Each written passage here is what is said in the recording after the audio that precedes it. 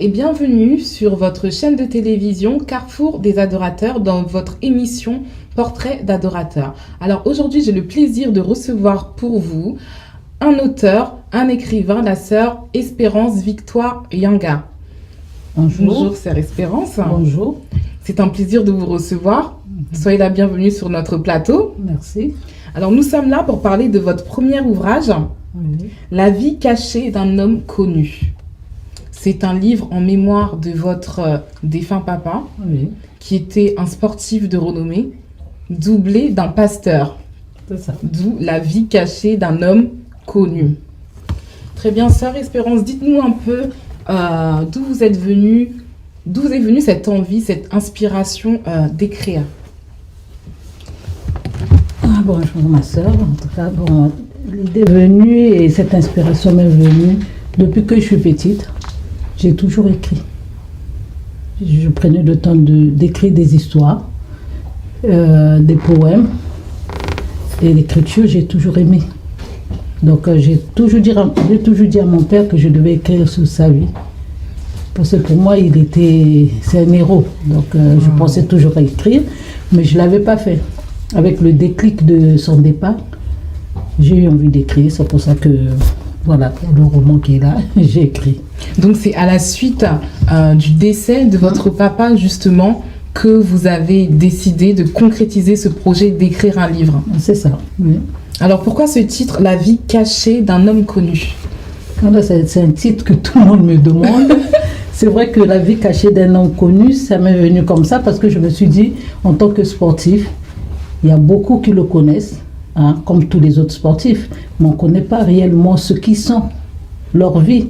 Je pense que le jour du décès, il y avait des personnes qui étaient surpris que Yanga est une grande fille comme moi ou comme mes sœurs. On est 10 dans la famille, ça a été quelque chose d'étonnant pour eux. Et moi, je crois qu'en dehors de ça, on ne devient pas sportif comme ça. Il y a toujours eu un parcours. Et donc, je pense qu'à chacun de nous, je le dis, malgré que ce titre s'adresse un peu à l'hommage de mon père, mais chacun de nous a une vie cachée quand même. Alors, ce livre, c'est au travers des yeux d'une petite fille ou de la grande femme que vous êtes aujourd'hui? Des deux. Des deux? Ouais. Donc, vous vous inspirez de la vie de votre papa, qui visiblement vous a impacté? Beaucoup. D'accord. Alors, quelles étaient les qualités de cet homme public, de cet homme privé, de cet homme d'église qui vous a impacté et qui a peut-être fait la femme que vous êtes? C'est d'abord de l'amour. C'était un homme rempli d'amour, relationnel. C'était quelqu'un qui était vrai. Donc, s'il ne veut pas, il ne veut pas. Quand il veut, il veut. Et il est vrai, il n'est pas hypocrite. Donc c'est vraiment ça qui reste, l'image qui reste en moi. En tant que père, en tant qu'ami, j'ai essayé de voir auprès de ses amis. Il a été comme ça depuis qu'il est jeune. Et donc c'est mon papa. Oui, parce qu'au travers de ce livre, on voit que vous avez réalisé une réelle enquête, des sondages, que vous avez questionné même votre papa de son vivant. Alors, ce livre, vu que vous l'avez écrit, vous avez mis dedans votre histoire, l'histoire de votre papa, mais il est aussi destiné à être lu. Et qu'est-ce que vous voulez véhiculer au travers de ce livre? Plusieurs choses à la fois. Mais d'abord, la famille, le noyau familial, de nos jours qui perd sa valeur. J'ai écrit pour montrer combien de fois nous avons eu des temps conviviaux avec papa, des temps d'amour avec lui, même autour d'une table, chose qui est perdue aujourd'hui. Parce qu'aujourd'hui, on voit des enfants rarement mangent même à table avec leurs parents. Vous voyez, ils sortent, ils reviennent, ils ont déjà leur hamburger, ils sont dans la chambre, ils grignotent. Alors que mon père, il me disait, autour d'une table, il y a un secret. Ça, déjà, c'est très important pour moi, parler de la famille autour de ça. Parler aussi de ceux qui rêvent d'être une autre personne demain. Ça ne tombe pas du ciel, c'est un travail de fond. C'est aussi pour encourager les jeunes, pour leur dire que oui, demain je vais être star. Ça ne se rêve pas seulement, mais tout va de pair. On fonctionne, on fait tout à la fois. Donc c'est ce que Yanga a fait en tant qu'orphelin, avec sa bougie, il soufflait sur sa bougie, mais il prenait son cahier. Donc il allait au sport. On ne sait pas comment il a acheté ses bottines, mais je sais qu'il a fait son foot parce qu'il voulait être ce young gars qu'on a connu en tant que footballeur. Ça aussi, c'est la deuxième chose que je vais véhiculer. Et la troisième chose, c'est de pouvoir montrer aux personnes qu'on est de passage sur terre. Étant l'amour que j'avais pour mon père, j'ai jamais vu derrière lui la mort, ni devant lui la mort. J'ai jamais pensé c'est l'homme que j'aimais, donc je suis là, je le regarde sans penser qu'il va mourir demain. Mais son départ m'apprend que on est encore, je le savais, mais là j'ai la confirmation qu'on est tous de passage et que chacun de nous doit préparer sa vie, car le lendemain ne nous appartient pas, il appartient à Dieu. Très bien, c'est vrai que à travers de ce livre, on voit les valeurs justement que vous ont inculquées votre papa, les valeurs de l'amour, les valeurs du travail, parce que c'était un sportif de renom, effectivement, pour en arriver là, c'est du travail. On a également, j'ai parcouru le livre, j'ai lu, on voit l'homme qu'il était, le mari qu'il était. Oui. On voit l'ami qu'il était, le père qu'il était, le mari qu'il était, le papa qu'il était, et toutes ces valeurs-là qu'il a réussi à vous transmettre.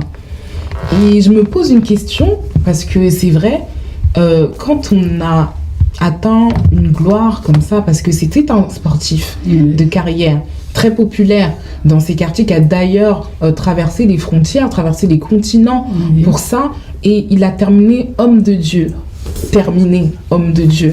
entre guillemets terminé. Et comment cette transition, parce qu'on voit aussi que dans le livre, papa Alphonse Yanga, du haut de sa popularité, bel homme, a aussi connu les plaisirs qui sont avec cette posture-là, avec ce statut-là, cette position-là.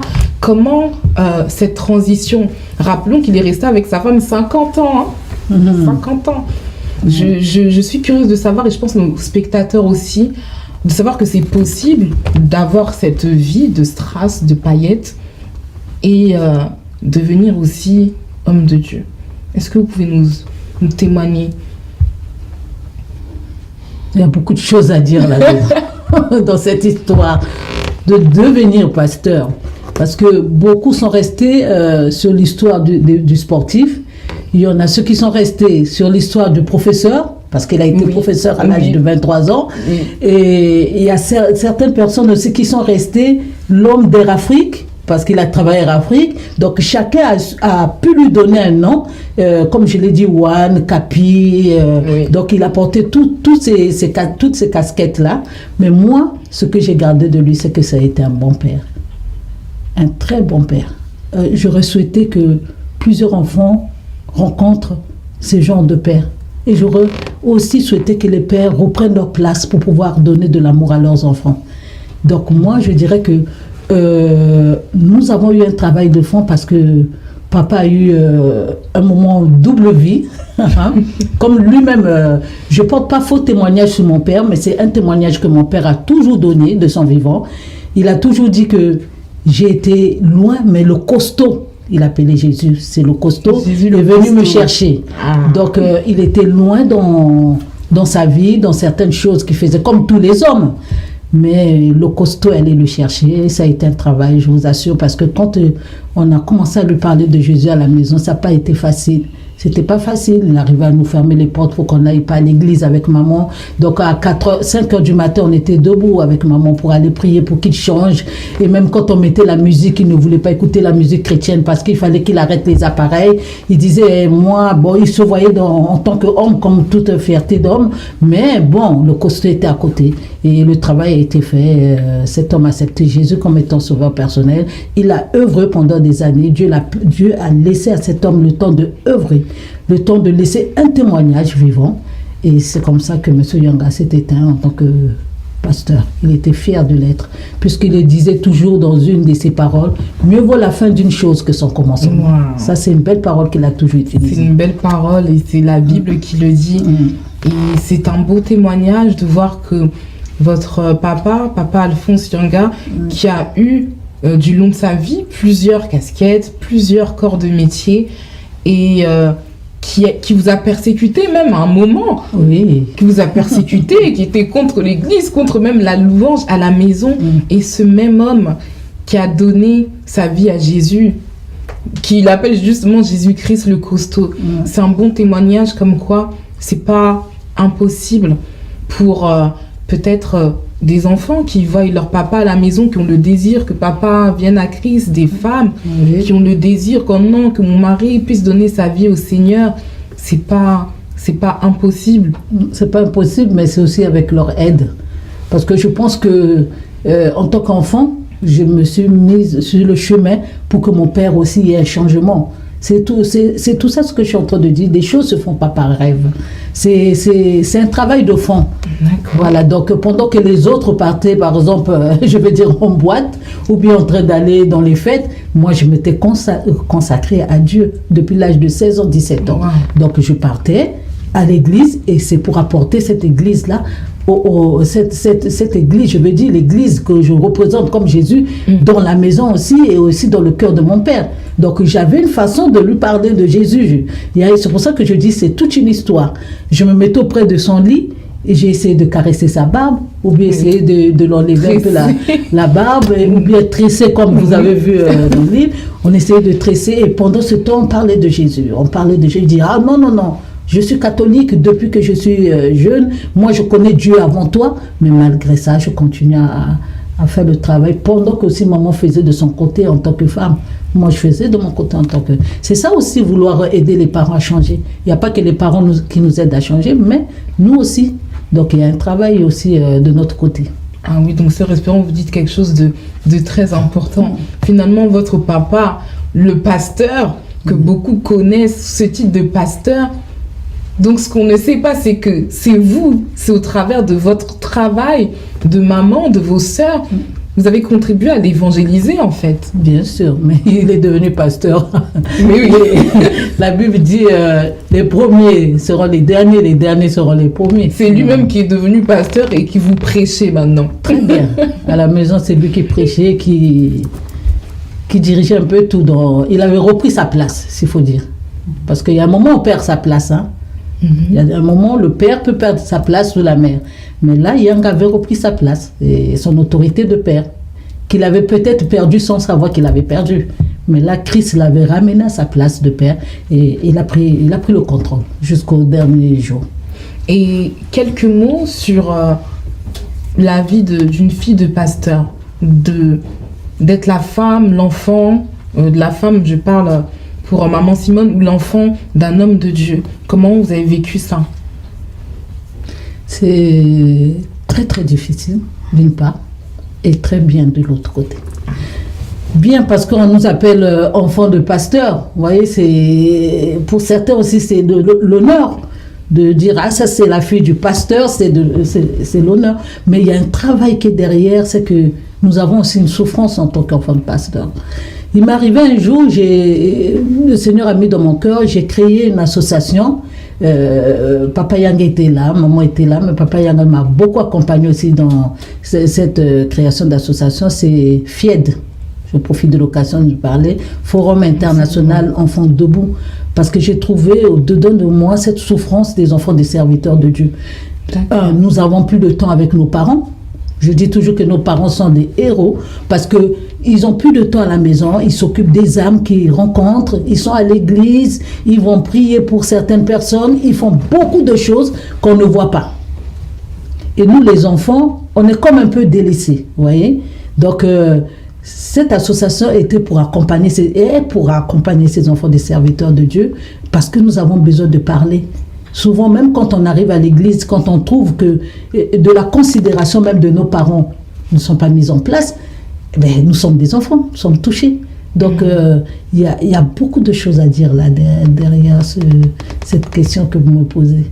Donc, vous avez eu le fardeau. Donc, on rappelle que vous avez fondé une association FIED, justement, qui veut dire Forum International Enfants Debout. C'est des enfants des serviteurs de Dieu et aussi pour venir en aide aux veuves parce que j'ai fait le constat et je crois que je ne suis pas la seule Je suis peut-être la seule à prendre mon courage de le dire, peut-être, je ne sais pas, mais j'ai trouvé que les femmes des serviteurs de Dieu, qui sont appelées aujourd'hui veuves, ce sont des femmes qui sont oubliées.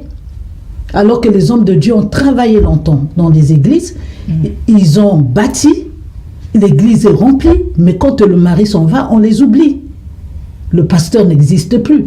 Le pasteur doit exister, il doit exister même dans sa femme encore. Donc quand on voit sa femme, on voit le pasteur, parce que le pasteur a fait un travail, vous voyez. Donc l'association est là pour pouvoir rappeler à l'église de Dieu, nos parents en tant qu'hommes de Dieu, en tant que serviteurs de Dieu, en tant que des personnes qui ont apporté de la louange dans une église, ne doivent pas être oubliés. C'est pas une obligation, mais c'est quelque part aussi une obligation. Parce qu'ils ont donné de leur temps. J'ai passé ces moments-là de deuil pour mon père. On a des yeux grandement ouverts parce qu'on regarde qu'est-ce que l'Église fait et qu'est-ce qu'il ne fait pas. Vous voyez? Et là, on apprend en tant qu'enfant de serviteur de Dieu encore plusieurs choses. Sujet peut-être qu'on en parlera un jour. Avec grand plaisir. Avec grand plaisir. C'est vrai que c'est vraiment... un témoignage intéressant et qui concerne un plus grand nombre finalement, qui concerne vraiment un plus grand nombre, même insoupçonné. Mais on retient vraiment qu'à travers cet ouvrage, c'est le désir de continuer de faire vivre la mémoire de votre papa, du père qu'il était, du mari qu'il était, du serviteur de Dieu qu'il était, en chérissant les valeurs qu'il vous a toujours transmises. Malgré les bons et les inconvénients de sa passion et puis après de son appel, finalement vous n'avez pas un papa exclusif. Non, pas du tout. Comme vous avez dit, c'est vraiment pour le rendre hommage. Est-ce que les gens est-ce qu'ils voient ou ils ne voient pas? Mais je sais qu'au-dedans de moi, il est là. Je me dis toujours quand je tiens ce roman, papa est là. Je ne l'appelle jamais défunt. Pour moi, c'est pas un défunt. Il continue à vivre à travers de ses œuvres. Oui, il vit. La Bible dit, fais du bien, tu vivras. Et mon père a fait du bien. Je crois qu'il vit encore. Je le sens vivre encore. Je pleurais beaucoup quand j'écrivais ce livre, mais depuis, je me suis rendu compte que depuis que tout est fini, je pleure plus comme enfant. Ça peut arriver que je pense à lui. Même à cet âge, on ne va jamais l'oublier. C'est ce que j'ai dit, le deuil n'existe pas pour moi.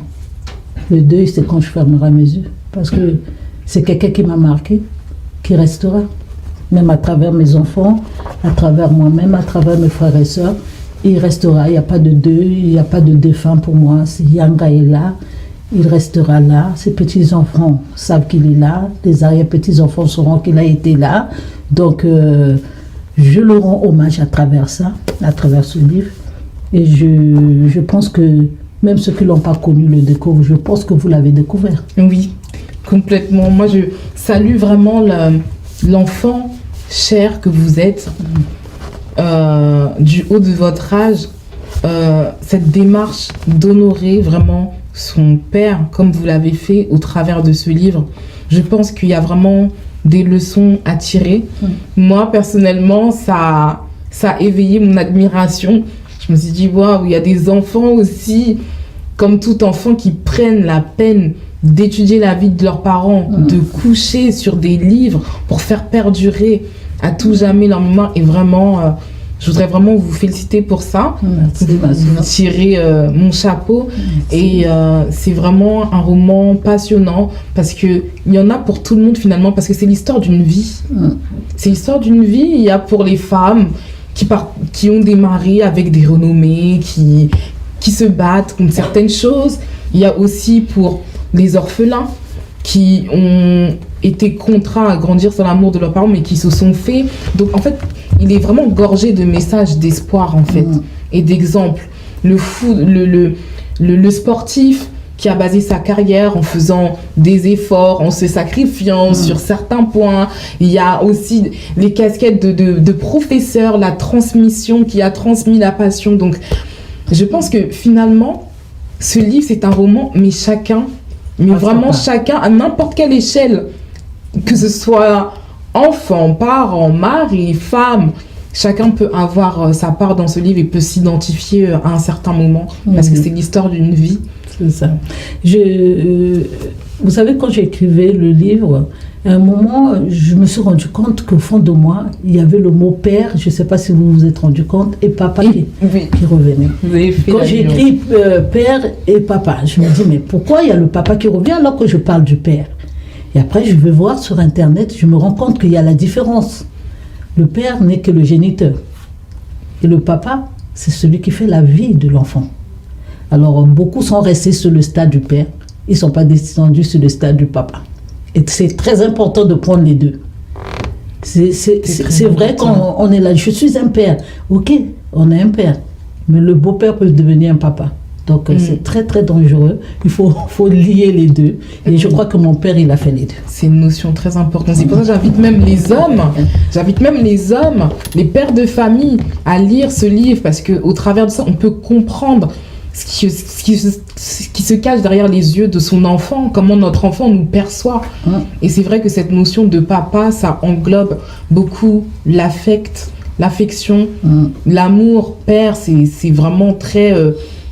strict, mais on a vraiment des leçons, je pense, d'espoir à tirer de ce livre. Sœur Espérance, où est-ce qu'on peut trouver ce livre? Où est-ce qu'on peut se procurer donc ce roman? À la FNAC, Amazon, la maison édition Saint-Honoré. Et puis on a d'autres cultures rares, on en trouve un peu partout. Faut mettre sur Internet. D'accord. On vous le dira. Et puis, bon, la sœur Espérance aussi a des livres avec elle. Très bien. Donc, il est disponible un peu partout. Je vous encourage vraiment à lire ce livre. Moi, j'ai pris beaucoup de plaisir à le lire. Merci. J'ai pris beaucoup de leçons en ce qui me concerne, vraiment. Voilà. Vous aussi, lisez, vous allez avoir votre part. Et rappelons aussi l'association. Oui, l'association Forum International Enfants Debout existe toujours. Il y a un moment, pendant des années, je me suis arrêtée parce que j'étais en formation d'assistante sociale. D'accord, quel beau métier finalement. Merci, je suis toujours autour du social. Oui, effectivement, c'est le don de soi, l'aide à l'autre, s'intéresser, c'est l'altruisme. Oui, c'est ça. Donc, comme j'ai fini là, je veux reprendre, je vais le mettre ensemble parce qu'il y a une fondation qui va se mettre en place, qui est presque déjà en place. Je le saurai bien sûr Brazzaville, une fondation Alphonse Yanga. Mon père a beaucoup aimé des enfants, il a beaucoup aimé les jeunes. Il les a remis à l'école, dans leurs études. Il faisait de l'insertion, pour ne pas dire Pôle emploi. Il faisait tout ça à la fois. Donc, je ne veux pas laisser ça s'endormir. C'est une chose qui doit continuer, même s'il n'est pas là. Donc la fondation va être là. La fondation va être derrière les anciens joueurs, que je profite aussi de saluer et de remercier parce que ces joueurs ont bien voulu m'accompagner pendant l'écriture du livre. Et personne n'a refusé de me parler de Yanga. Et je remercie aussi ma maman qui a bien voulu parce que c'est une histoire de vie. Oui. Il n'est pas permis à tout le monde de raconter son histoire comme ça, mais je voudrais bien rassurer tout le monde que c'est avec la permission de Madame Yanga que j'ai publié aussi ce livre. Donc je remercie aussi Madame Yanga, ma famille, mes frères, mes soeurs, mes enfants qui m'ont supporté pendant ces moments parce que ça n'a pas été facile. Quand je pleurais, je me réveillais tard dans la nuit, c'est eux qui étaient là pour me consoler, pour m'encourager. Ton papa allait se reposer, il ne faut pas trop pleurer. Donc ils ont été là, je leur remercie, je remercie les nièces et tout le monde, toute la famille, toutes les personnes, sans oublier un de mes papas qui a été là pour l'écriture, voilà, qui vient de s'éteindre il y a 10 jours. Il s'appelle Papa Marcelin. Vraiment, il reste là dans mon cœur. Il a été là. Et il m'a soutenu jusqu'à la fin. Malheureusement, pendant que le livre sort, je croyais qu'il devait être là, Dieu l'a rappelé. Et je ne l'oublie pas, j'oublie pas Papa Hilaire aussi, celui qui a lu, et les autres, il y a des journalistes, tout ce monde. Je ne peux pas citer tout le monde, mais il y a eu des personnes qui m'ont encouragé, ils se reconnaîtront. Voilà, c'est ça. Très bien. Merci, sœur Espérance Victor Yanga, d'avoir été avec nous. Merci pour ce partage et ce fabuleux témoignage qu'on retrouve à travers ce livre. Merci à vous, chers téléspectateurs, de nous avoir suivis. On se retrouve très prochainement pour un nouveau numéro. Merci. Moving in our midst, I worship you. I worship you.